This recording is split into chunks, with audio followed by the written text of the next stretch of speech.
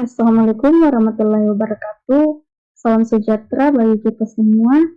Puji dan syukur kita panjatkan kehadirat Tuhan Yang Maha Esa, karena atas kerahmat dan karunia-Nya kita dapat berkumpul dan mengikuti kegiatan presentasi pada kesempatan ini dalam keadaan sehat. Perkenalkan, saya sebagai moderator yang akan memandu jalannya presentasi kelompok kami pada hari ini. Adapun materi yang akan kami bahas yang berjudul pentingnya strong password dalam keamanan jaringan. Materi ini merupakan bagian dari tugas keamanan jaringan yang menitikberatkan perlindungan akses terhadap sistem serta data digital dari berbagai ancaman cyber yang semakin kompleks. Selanjutnya, izinkan saya untuk memperkenalkan anggota kelompok kami yang beranggotakan 3 orang dan berperan dalam penyampaian materi. Yang pertama, saya sendiri, Rizka dengan NIM D0221525 kelas 2022 sebagai moderator sekaligus sebagai pemateri pertama yang akan menjelaskan latar belakang, pengertian password, karakteristik strong password, dan contoh password. Kemudian yang kedua, Siti Kurnia Ramdana dengan NIM D0222511 kelas 2022 sebagai pemateri kedua yang akan membahas tentang contoh password, ciri-ciri password, ancaman penggunaan password lemah, brute force attack, dan dampak kebocoran password pada keamanan jaringan.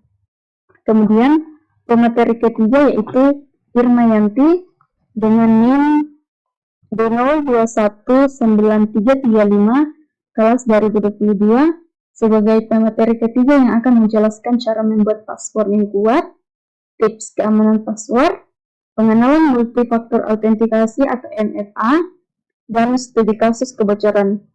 Demikian susunan pemateri dari kelompok kami.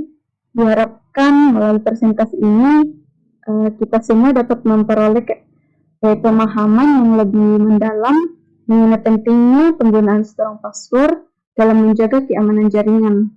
Untuk mempersingkat waktu, marilah kita langsung memasuki sesi pemaparan materi oleh pemateri pertama.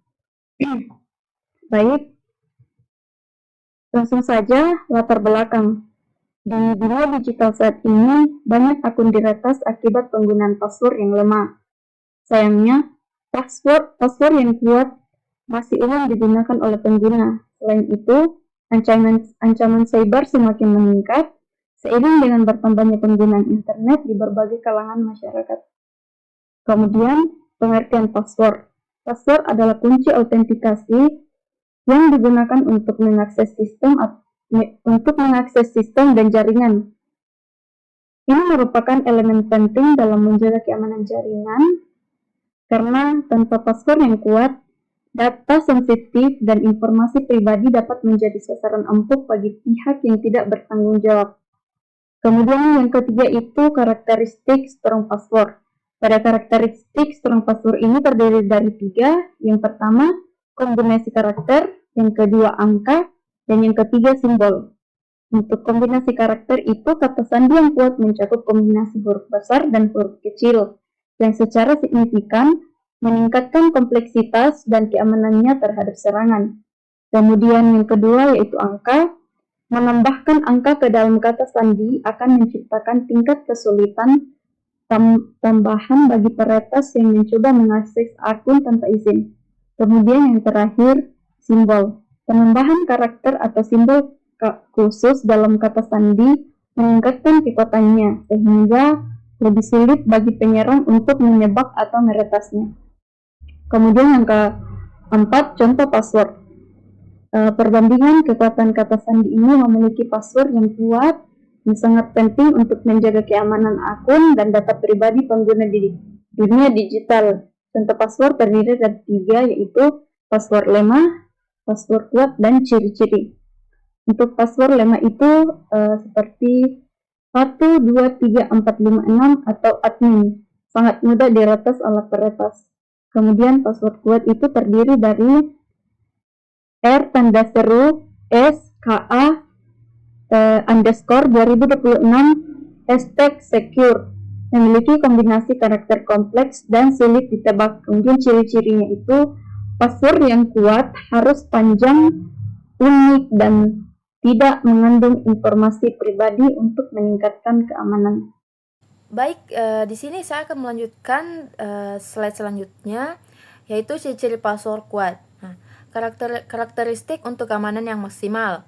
Password yang kuat memiliki beberapa karakteristik penting yang dapat meningkatkan keamanan akun dan data digital Anda secara signifikan. Nah, di sini ada beberapa poin. Yang pertama ada panjang karakter. Password harus memiliki panjang minimal 12 karakter untuk meningkatkan keamanan dan mengurangi kemungkinan tebak.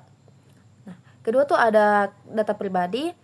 Hindari menggunakan data pribadi seperti nama atau tanggal lahir dalam password untuk mencegah akses yang tidak sah. Contohnya itu kayak um, uh, contohnya kayak Nana 029. Itu kan nama dan tanggal lahir juga.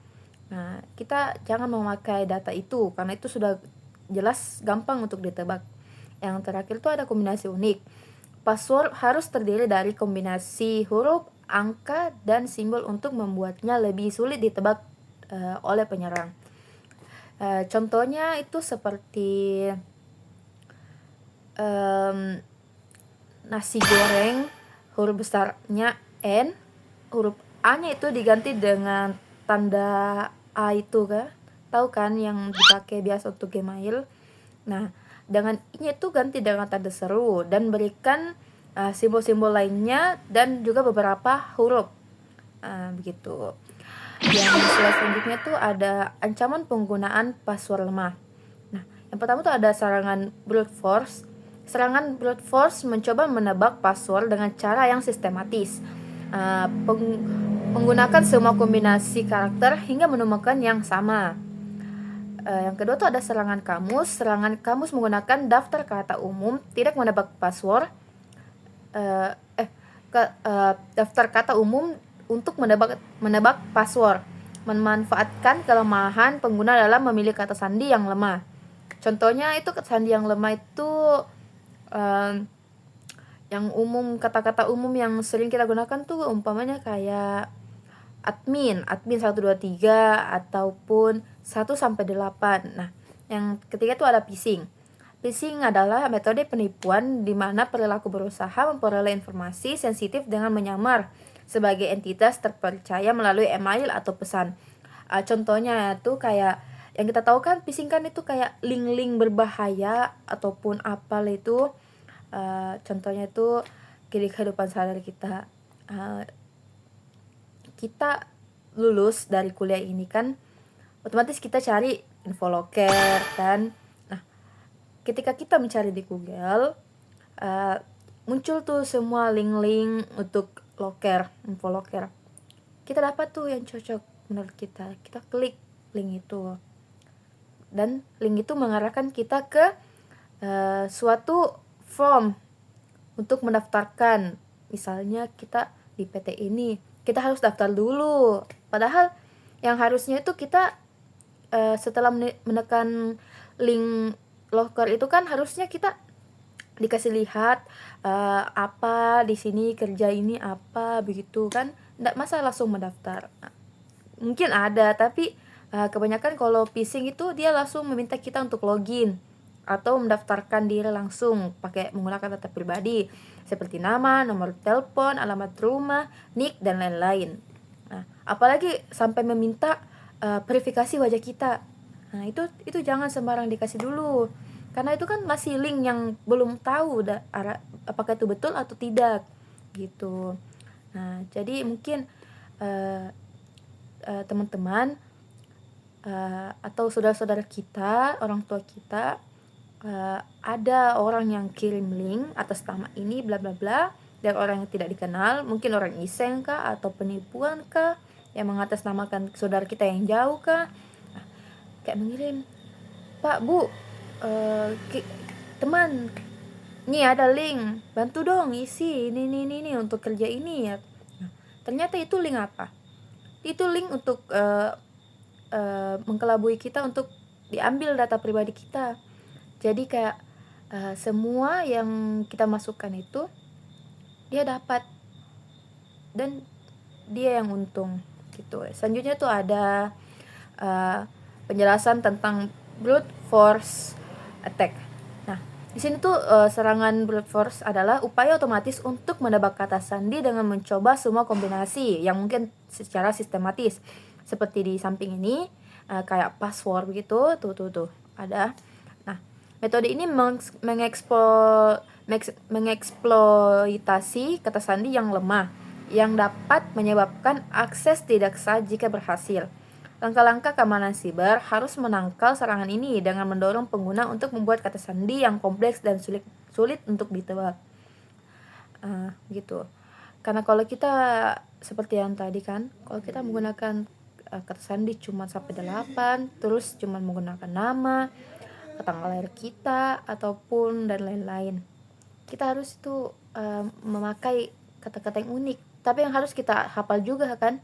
Percuma buat kata sandi yang jelas, tapi kalau kita lupa, akun kita hilang, terus kita sendiri yang rugi juga kan.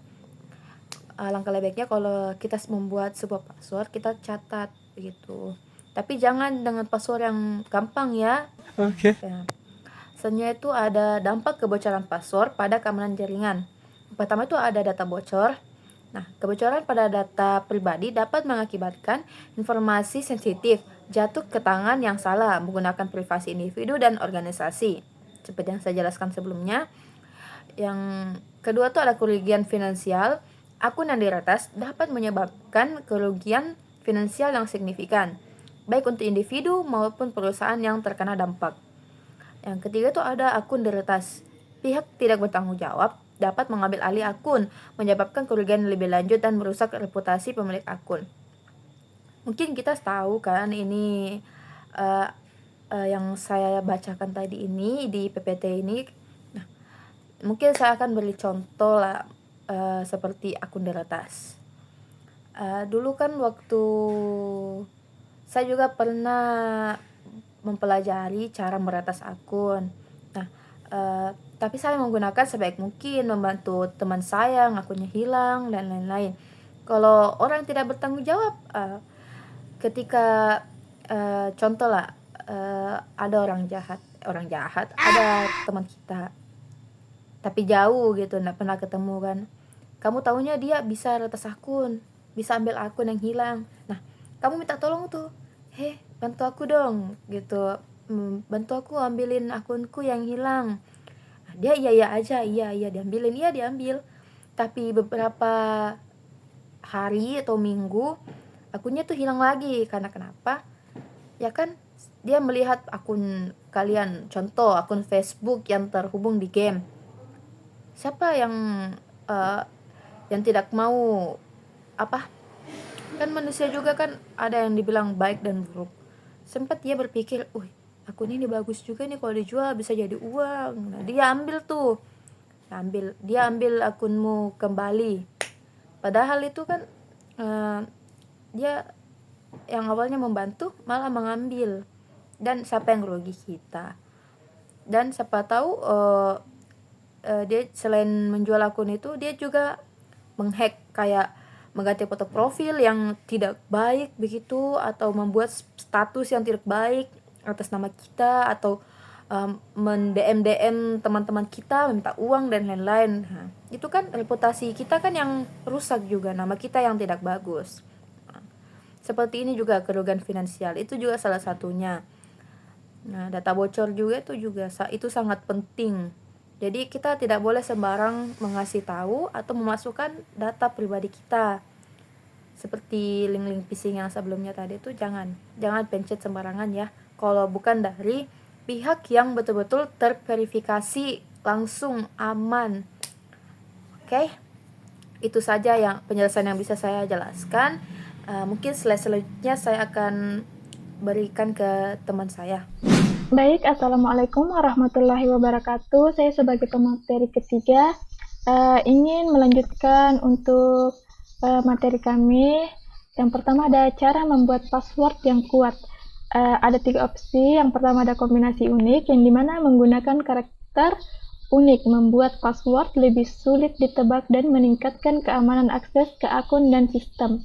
Opsi kedua ada hindari umum, yang dimana menghindari kata-kata umum atau mudah ditebak adalah penting untuk melindungi akun dari potensi serangan siber yang berbahaya. Opsi ketiga ada gunakan frasa, yang dimana menggunakan frasa yang mudah diingat tetapi kompleks meningkatkan keamanan sambil tetap memudahkan pengguna untuk meningkatkan password mereka. Kemudian ada tips keamanan password, yang dimana pertama ada password unik, yang menggunakan password yang unik untuk setiap akun, mencegah akses tidak sah jika satu password terungkap. Yang kedua ada ganti berkala, di mana mengganti password secara berkala membantu melindungi akun dari ancaman yang muncul akibat kebocoran data. Dan yang ketiga ada keamanan tambahan, yang menggunakan password manager membantu menyimpan dan membuat password kompleks dengan aman, meningkatkan keamanan secara keseluruhan. Kemudian ada pengenalan multifactor authentication atau MFA, yang dimana ada verifikasi tambahan, kedua ada kode SMS, dan ketiga ada keamanan tinggi. Kemudian untuk materi terakhir ada studi kasus kebocoran data. Banyak perusahaan besar mengalami kebocoran data akibat pengguna passwordnya yang lemah. Insiden ini tidak hanya merugikan finansial tetapi juga merusak reputasi perusahaan di mata publik. Dengan banyaknya data sensitif yang bocor, kepercayaan pelanggan dapat berkurang secara drastis, membuat penerapan strong password semakin penting. Demikian penyampaian dari saya untuk pemateri ketiga. Wabillahi taufiq wal hidayah. Wassalamualaikum warahmatullahi wabarakatuh. Kesimpulan dari pentingnya strong password adalah keamanan jaringan. Strong password sangat penting untuk menjaga keamanan jaringan dan melindungi data dari ancaman cyber yang terus meningkat. Kemudian yang kedua, melindungi data. Penggunaan password yang kuat dapat melindungi data dan sistem dari serangan cyber serta mengurangi risiko kebocoran informasi sensitif. Kemudian yang ketiga, konsistensi penggunaan. Semua pengguna harus secara konsisten menerapkan strong password untuk memastikan perlindungan terhadap akun dan informasi pribadi mereka. Demikianlah pemaparan materi yang telah kami sampaikan dari seluruh anggota kelompok kami mengenai materi pentingnya strong password dalam keamanan jaringan. Kami menyadari bahwa penyampaian materi ini masih terdapat kekurangan baik dari segi penyampaian maupun isi. Akhir kata, kami mengucapkan banyak terima kasih. Wassalamualaikum warahmatullahi wabarakatuh.